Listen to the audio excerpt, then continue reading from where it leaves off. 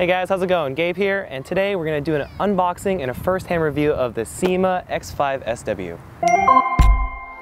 Special thanks to our friends at GearBest.com for sending us this unit. We're super stoked to try it out and give you guys our thoughts. So let's unbox it. You can see here that it comes with an FPV camera, and it looks similar to a Phantom model, but it looks smaller. So let's open up and see what it looks like. It's cardboard, it's very light.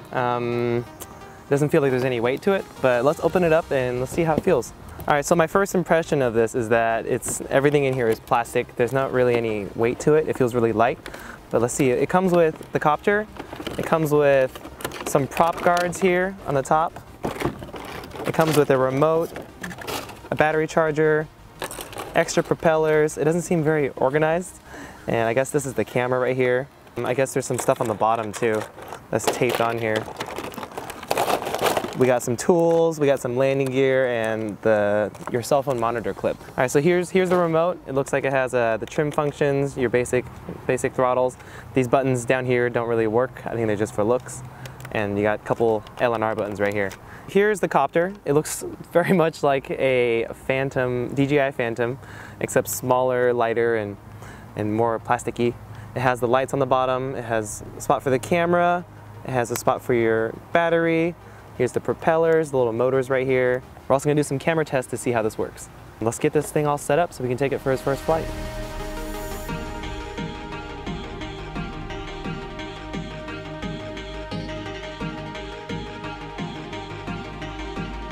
And it says in the instruction manual that you're supposed to download an app called Syma FPV. So let's download that. I think you're supposed to connect to the camera first, because it sends off a Wi-Fi signal. All right, and then you open the app, press start, and we're live. Cool. I'm not sure if you guys can see this. So here's the shot. Here's my hand. There's a little bit of delay, but probably maybe like a second, maybe a second and a half. But it looks pretty decent. I don't know how good the resolution is right now, but we are live on the camera feed. There's Will here. All right, well, let's take this on our first test flight.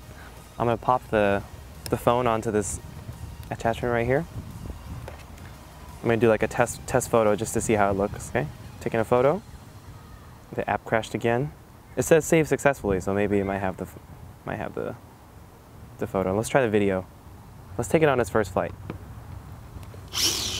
All right, so my first impression is that typically multi-rotors, the engines, the motors are brushless magnetic motors, but this right here is like, it's a motor turning a gear, which is turning the propeller, which I feel is easier to build and cheaper to build, but it makes it less agile and less precise with the movements. So let's take it off and give it a shot.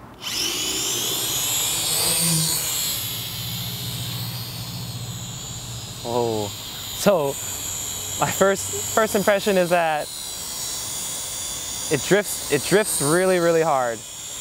Like even though there's no wind right now, it's having trouble staying in one spot.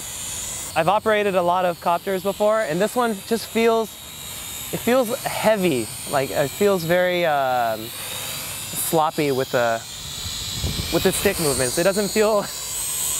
I'm pushing full throttle to the right now. And that's what it's doing. And this is full throttle to the left.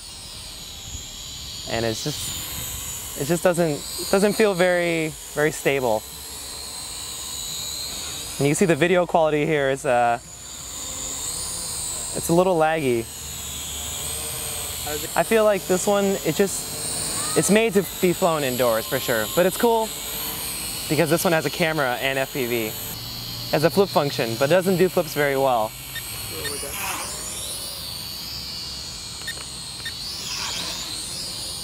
See, it almost loses all of its lift after it does a flip.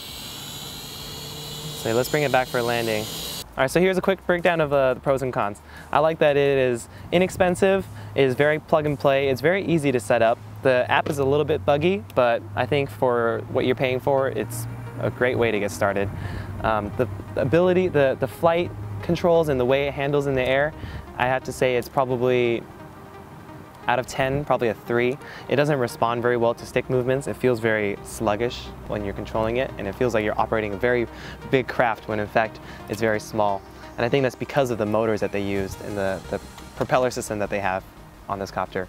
I don't want to say that this is a bad copter, but if you're just getting started in flying, I think this is a great way for a beginner to get the taste of what flying an FPV multi-rotor is like.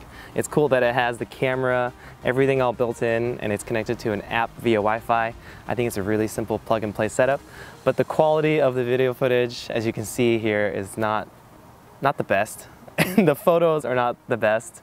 I would recommend this to starters, for beginners, but I wouldn't recommend this to people who have already been flying or for any professional use. It's definitely a household indoor play-around quad.